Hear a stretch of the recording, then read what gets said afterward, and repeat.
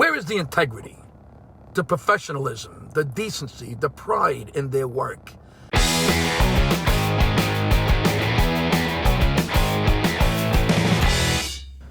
Hey, what do you say? My Facebook, YouTube, Twitter, Instagram, Google+, your sister's ass, the Pony Express. A very ticked off Vic here. You know what ticks me off now? More tradesman horror stories. Now, follow me. First of all, this just happened to my manager, Russ, last week. But he was so pissed when he told me, on the phone, he's telling me that it got me all pissed off too. So here it is. First horror story. The pot filler over his stove sprung a leak. Okay, so he calls the emergency plumber who comes over and says it's $150 an hour. And Russ is like, fine, it's a Saturday, I understand. And here's where it begins. The guy never came in with the tool belt or toolbox or anything, knowing full well what the problem was. So he looks at the issue and says, okay, I need to go out to my truck and get a screwdriver. A fucking screwdriver, and here's where I totally understand that the scam begins. Here we go. It's an hourly rate job. So these guys now don't bring anything in, so then they have to go outside to the truck to get anything they need each time they need something. Why? Because it makes the job longer, which gives them more money. But that is complete fucking bullshit. There's no reason to fuck the homeowner like that.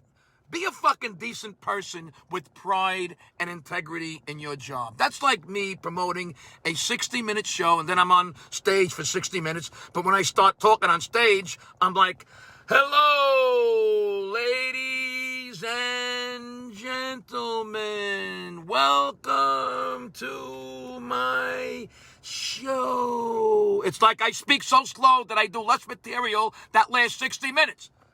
But I would never do that because I have integrity and I try to give the people what they paid for.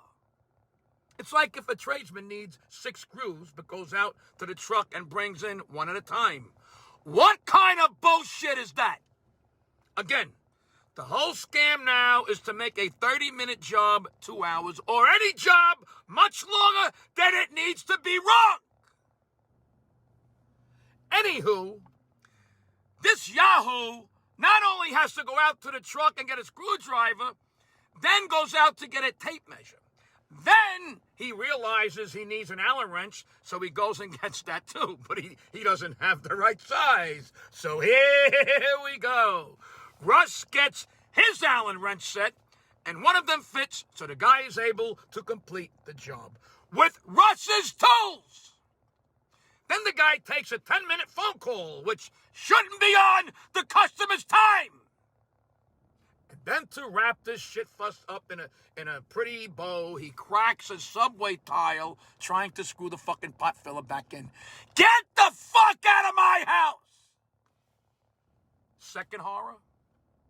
Russ needs an exhaust fan put in for the shower in the second floor bathroom.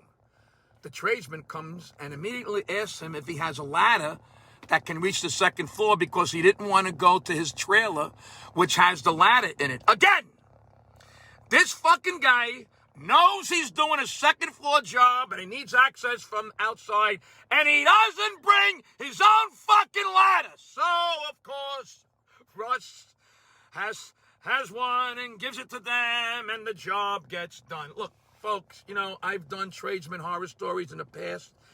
Here's the deal.